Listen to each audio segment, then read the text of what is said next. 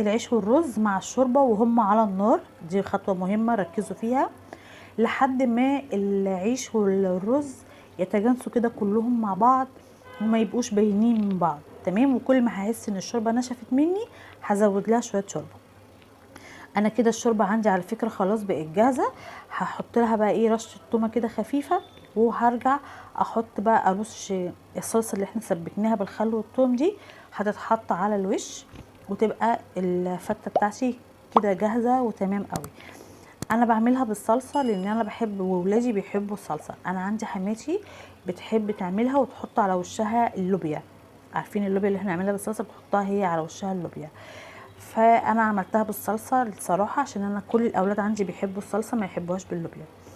الطبق ده بقى انا بعمله ليا انا، لان انا بحب العيش المحمص مع الرز كده طبقات، بتبقى تحفه جدا. هحط طبقه رز ده بقى على